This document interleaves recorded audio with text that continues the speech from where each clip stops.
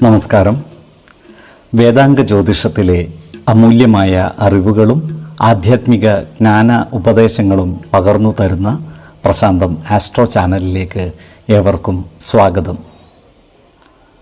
ഈ ചാനൽ ഇതുവരെയും സബ്സ്ക്രൈബ് ചെയ്യാത്തവർ ഇപ്പോൾ തന്നെ സബ്സ്ക്രൈബ് ചെയ്യുക. നോട്ടിഫിക്കേഷൻ ലഭിക്കുന്നതിനായി ബെൽ ബട്ടൺ അമർത്തുമല്ലോ. ഒപ്പം ചാനൽ ലൈക്ക് ചെയ്യുക, ഷെയർ ചെയ്യുക, കമൻറ്റ് ചെയ്യുക.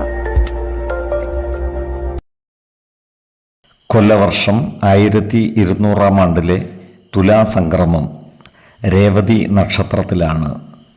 തുലാം 1-ാം തീയതിയിലെ ഗ്രഹനില അനുസരിച്ച് എടവം രാശിയിൽ സർവേശ്വരകാരകനായ വ്യാഴവും, മിഥുനത്തിൽ കുജനും, കന്നിരാശിയിൽ രവിയും കേതുവും, തുലാം രാശിയിൽ ബുധനും, വൃശ്ചികത്തിൽ ശുക്രനും ഗുളികനും, കുംഭം രാശിയിൽ ശനിയും, മീനത്തിൽ ചന്ദ്രനും രാഹുവും സ്ഥിതി ചെയ്യുന്നു. രേവതി നക്ഷത്രത്തിൽ ജനിച്ചവർക്ക് തുലാമാസം ഗുണദോഷ സമ്മിശ്രമായിരിക്കും. ഈ നക്ഷത്രക്കാർക്ക് കർമ്മ മേഖലയിൽ കാര്യങ്ങൾ അനുകൂലമായിരിക്കും. ജോലിസ്ഥലത്ത് ഉത്തരവാദിത്വങ്ങൾ കൂടുന്നതാണ്. ഈ നക്ഷത്രക്കാരായ വിദ്യാർത്ഥികൾക്കും മറ്റു പഠിതാക്കൾക്കും കാര്യങ്ങൾ അനുകൂലമാണ്. ഇവർക്ക് പഠന പുരോഗതിയും പരീക്ഷാ വിജയവും ഉണ്ടാകുന്നതാണ്. ഉന്നത പഠന രംഗത്ത് ശോഭിക്കുവാനും ഇവർക്ക് കഴിയുന്നതാണ്. ഈ നക്ഷത്രക്കാർക്ക് ദാമ്പത്യ സൗഖ്യവും മനസ്സുഖവും വന്നു ചേരുന്നതാണ്. ഇവർക്ക് പലവിധ സാമ്പത്തിക നേട്ടങ്ങളും വന്നു ചേരുവാൻ ഇടയുണ്ട്.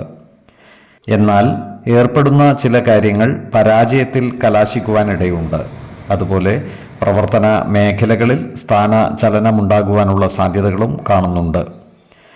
യാത്രകൾക്കും മറ്റുമായി സാമ്പത്തിക ചെലവുകൾ വന്നു ചേരുന്നതാണ്. സഹോദരങ്ങളുമായി അഭിപ്രായ വ്യത്യാസങ്ങൾ വന്നു ചേരുവാനും ഇടയുണ്ട്. അത്തരം സന്ദർഭങ്ങളിൽ സമചിത്തതയോടെയും ശാന്തതയോടെയും പ്രശ്നങ്ങൾ പറഞ്ഞു തീർക്കേണ്ടതും നല്ല സ്നേഹബന്ധം നിലനിർത്തുവാൻ പരിശ്രമിക്കേണ്ടതുമാണ്. ഈ നക്ഷത്രക്കാർക്ക് പൂർവിക സ്വത്തുവകകൾ കൈവശം വന്നു ചേരുവാനുള്ള സാധ്യതകൾ കാണുന്നുണ്ട്. അതിനാൽ അത്തരം സ്വത്തുവകകൾ ഭാഗം വെച്ചു കിട്ടാനുള്ളവർക്ക് അത്തരം കാര്യങ്ങളുമായി മുന്നോട്ട് നീങ്ങുന്നതിനും അനുകൂലമായ കാലമാണ്. ഈ നക്ഷത്രക്കാരുടെ ഭവനങ്ങളിൽ ചില മംഗളകർമ്മങ്ങൾ നടന്നു കാണുവാൻ ഇടയുണ്ട്. ഈ നക്ഷത്രക്കാരായ യുവതീ യുവാക്കളുടെ വിവാഹ കാര്യങ്ങളിൽ തീരുമാനമാകുവാനുള്ള സാധ്യതകളും കാണുന്നുണ്ട്. വിശ്വാസികളായവർക്ക് ജാതക പരിശോധന ചെയ്ത് വിവാഹ കാര്യത്തിൽ ഉചിത തീരുമാനം എടുക്കാവുന്നതുമാണ്. ആരോഗ്യ കാര്യങ്ങളിലും ഈ നക്ഷത്രക്കാർ ഒരു പ്രത്യേക ശ്രദ്ധ പുലർത്തുന്നത് ഗുണകരമായിരിക്കും. 6, 17, 25 തീയതികൾ അനുകൂലമാണ്. ഈ നക്ഷത്രക്കാർ ജനിച്ച സമയത്തെ അടിസ്ഥാനമാക്കിയുള്ള ജാതകത്തിലെ ലഗ്ന രാശിയുടെയും ലഗ്ന അധിപന്റെയും സ്ഥിതിയും ശുഭപാപ ഭാവങ്ങളുടെ സ്ഥിതിയും ഓരോ രാശിയിലെയും ഗ്രഹങ്ങളുടെ സ്ഥിതിയും അനുസരിച്ച് ഇവരുടെ പൊതുഫലത്തിൽ ഏറ്റക്കുറച്ചിലുകൾ ഉണ്ടാകുവാനിടയുണ്ട്. കുടുംബ ദേവതകളെയും ഇഷ്ടദേവതകളെയും ഉപാസിക്കുന്നത് ഇവർക്ക് ആയുരാരോഗ്യ സൗഖ്യമേകും. ഇഷ്ടദേവതാ മന്ത്രം 108 തവണ ദിനംതോറും ലിഖിത ജപം ചെയ്തു വരുന്നത് ഇവർക്ക് സർവ ഐശ്വര്യങ്ങളുമേകും.